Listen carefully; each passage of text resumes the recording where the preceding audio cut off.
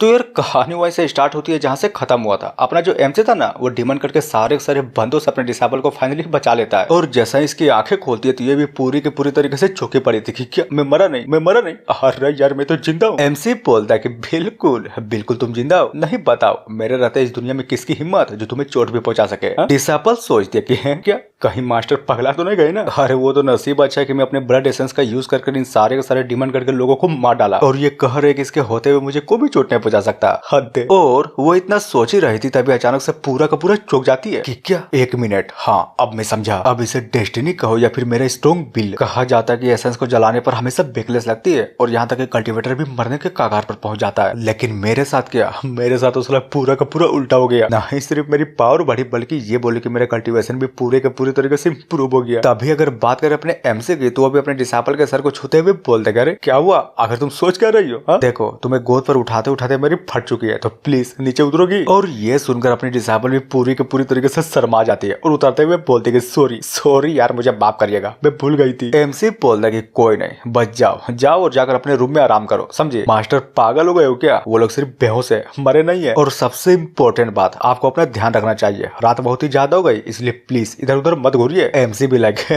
ये मेरी लाइन नहीं होनी चाहिए थी। इधर डिसेबल भी मन ही मन सोचे जा रहे थे कि धत्तेरी की अगर इस जावियो पीक में मैं ना हूं ना तो समझ जाओ कि ये पीक आज नकल जरा पूरे का पूरे तरीके से डिस्ट्रॉय हो ही जाएगी। अब बात है थोड़ी देर बाद जहाँ पर ये बोले कि डिमन करके सारे बंदों को या फिर ये बोले कि बेहोश बंदों को साला एक जगह पर जमा किया जाता है। एमसी बोलता है कि सालो खमीनो तुम सबकी हिम्मत कैसे हुई मेरे डिसेबल को बुली करने की। तुम्हें शायद नहीं पता लेकिन पहले तो मैं तुम्हारी बेहोश बॉडी को पूरी तरीके से तालाब में फेंकूंगा, फिर क्या तुम्हारी बॉडी को मछलियां खा जाएंगी और क्या। और वो इतना बोल ही रहा था तभी अचानक से साइड में कुछ तो नोटिस करता है और ये चीज कुछ और नहीं बल्कि ये बोली कि बहुत ही गंदी गंध थी। एमसी बोलता है कि साला ये क्या है बे, कहीं वो 20 टाइमिंग के कमीने बंदे फिर से तो यहाँ पर नहीं आ गए ना। सिखाऊंगा सबक सिखाऊंगा, किसी को भी नहीं छोड़ूंगा। तुम लोगों ने इस बार हद पार कर दी, अब इसके लिए मुझे दोस्त मत देना। सीन चेंज होता है कहीं और जहाँ पर एक बाल्टी से लिटरली मेरे गोबर को उठेला जा रहा था। और हाँ ये बंदे कोई और नहीं बल्कि ये बोले कि 20 टाइमिंग के बंदे थे जो कि अपनी चिट्ठी के लिए आए थे। जहाँ पर एक बंदा नाक को बंद कर गोबर उड़े रहा था तो वहीं पर बात करें दूसरी ओर तो वो भी इस गन के कारण साला पूरे का पूरे तरीके से उल्टी किया जा रहा था। किंसु सोचता है कि गजब साला स्पीक पर गिजुर का सिर्फ कुछ ही बंदे तो है ना। अंकल कोंग बस मेरा इंतजार करो, तुमने मेरा मजाक उड़ाया ना, माँ कसम नहीं छोड़ूंगा और मौका मिलते उस ह्यूमन स्पिरिट बीस्ट को लूंगा सो अलग। तभी बोलता है कि सालो ये क्या कर रहे हो, चलो जल्दी करो उठो और फटाक से उस गड्ढे को भरो। और हाँ ये सारा का सारा कांड अपना एमसी भी मस्त आराम से खड़े होकर पहाड़ के ऊपर से देखे जा रहा था और बोलता है कि गुड ये साला कमीना बिल्कुल भी नहीं सुधरा, गजब परेशान करने के लिए आए थे ना। अब जबकि तुम लोगों ने गड्ढा खोद दिया तो चलो अब मेरी बारी। सीन चेंज होता है आधे घंटे बाद और सामने का नजारा देखकर साला किंगसू भी पूरी के पूरी तरीके से चुका पड़ा था और बोलता है कि तेरी माँ का ये क्या, अब ये क्या बकचोदी है बे, नहीं बताओ साला ये सेफ्टिंग टैंक का गड्ढा मून को दिया। खोल सालो खोल जल्दी खोल। लेकिन क्या वो लोग जैसे ही ट्राई करते हैं ना, इनफेक्ट ये बोले कि अपने फुल पावर लगाने के बाद भी उस ढक्कन को घंटा भी नहीं खोल पाते। किंगसू बोलता है कि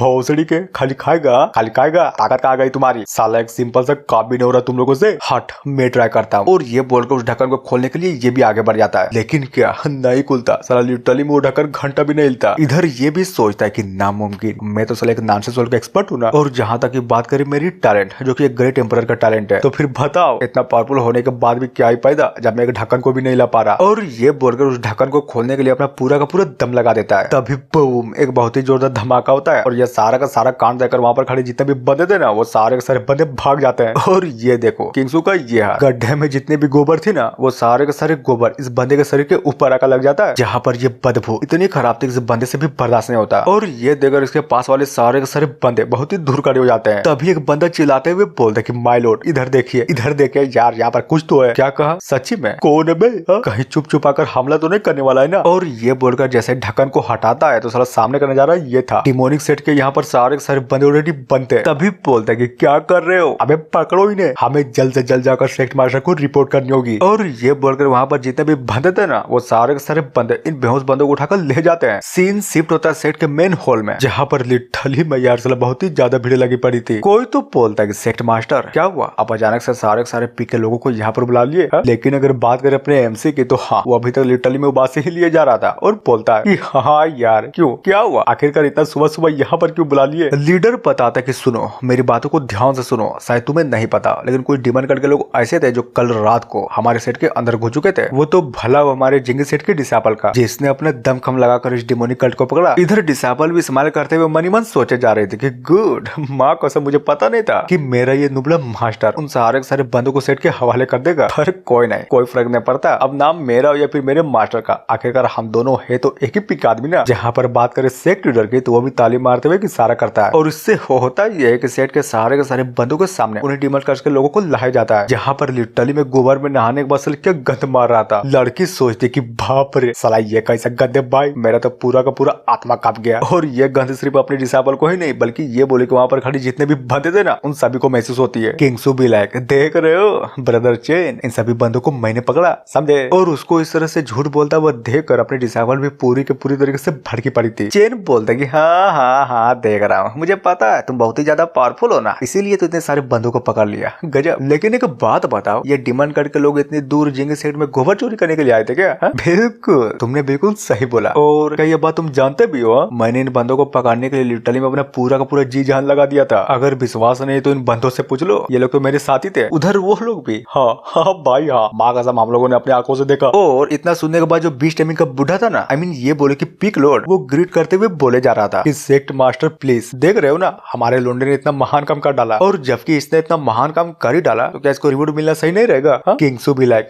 गुड, यही ना बात मास्टर, आप तो सच्चे में यार बहुत ही जबरदस्त हो। लीडर बोलता है कि हाँ बुढ़े के बातों में दम तो है। किंग्सू चलो बताओ आखिर तुम्हें किस तरह के रिवॉर्ड चाहिए, कल्टीवेशन तकनीक, सीक्रेट मैनुअल या फिर स्पिरिचुअल एलिक्सर? बोलो आखिर तुम्हें इन दोनों में से क्या चाहिए? चिंता मत करो, सब कुछ मांगो, दिल खोल कर मांगो, सब कुछ मिलेगा। क्या बात बोल रहे हो, सच्ची में? मतलब मैं जो कुछ भी मांगूंगा वो मुझे मिल जाएगा?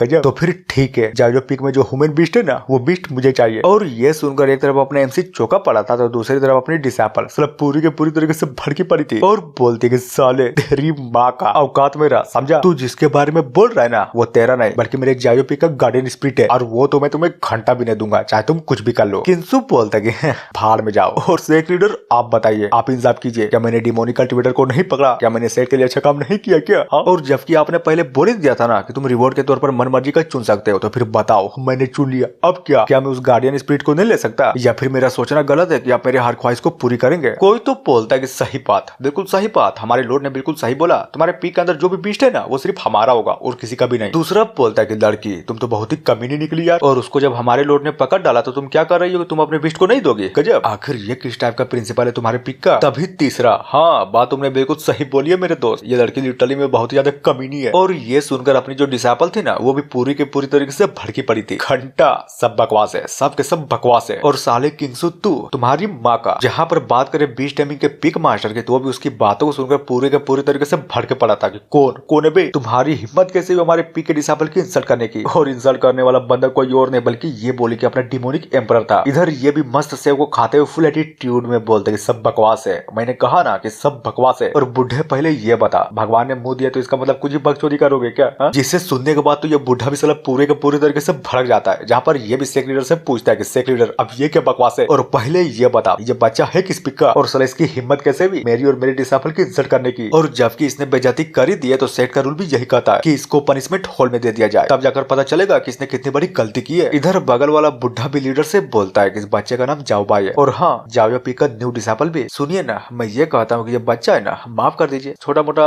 पनिशमेंट देकर छोड़ दीजिए, कैसा रहेगा? लीडर बोलता है कि जाओ बाई, क्या तुम बता सकते हो कि अगर तुम्हारे इंसल्ट करने का मतलब क्या था? अरे बिल्कुल आराम से बता सकता हूँ मैं, लेकिन पहले ये चीज, इस बीस्ट टाइमिंग के डिसेबल ने क्या कहा था कि हमारे पी को काइंडनेस दिखाने के लिए हमारे पास जो बीस्ट है उसको इसके हवाले करना पड़ेगा। गजब। पर क्या मैं पूछ सकता हूँ कि अगर इस बंदे ने ऐसा क्या उखाड़ दिया जो हमारे पी को इसके प्रति दयालुता दिखानी चाहिए? टकलू बोलता है क्या मतलब? अब बे साले कहीं तो अंधा तो नहीं हो गया ना? ये देख, इसे कहते हैं डिमोनिक कल्टिस, समझे? और हमारे लॉर्ड ने इसको पकड़ा और किसी ने भी नहीं। और सबसे इम्पोर्टेंट बात, ये डिमोनिक कल्टिस कहाँ से मिले? तुम्हारे पिक से। तो समझ गए ना कि मेरा बोलने का मतलब क्या है? भोसड़ी के मुझे नहीं बल्कि तुझे नहीं दिखाई देता, जरा गौर से देख और अच्छे से समझ। यहाँ पर जितने भी डिमोनिक कल्टिस है ना वो सारे के सारे नॉनसेंस सोल लेवल के हैं। तो फिर तुम ही बताओ ना, तुम्हारा ये चोमू चैंपियन इतने सारे नॉनसेंस सोल के कल्टीवेटर को इतनी आसानी से कैसे हरा सकता है? और जरा ये भी बता दो तुम्हारे इस बंदे का कल्टीवेशन लेवल है कितना? किंग्सू बोलता है कल्टीवेशन लेवल वो भी मेरा, बच्चे शायद तुम्हें नहीं पता लेकिन मेरा भी cultivation level nonsense soul level पर है, समझे? और यहाँ तक इस सेक्ट के सारे बंदे भी मुझे ग्रेट एम्परर की तरह कंसीडर करते हैं। तो फिर बताओ, अपनी इतनी खतरनाक लेवल की क्षमता के साथ इन बंदों के साथ फाइट करना कौन सी बड़ी बात थी? बच्चा बोलता है साले बेटी चोत, आग मूतना तो देखा था लेकिन तू तो दिन दहाड़े आग मूत रहा है। मतलब तुम्हें सच्ची में लगता है कि तू अगर बोलेगा कि इन सारे के सारे कल्टीवेटर को तुमने हरा डाला तो मैं मान लूंगा क्या? नहीं, बिल्कुल भी नहीं। तू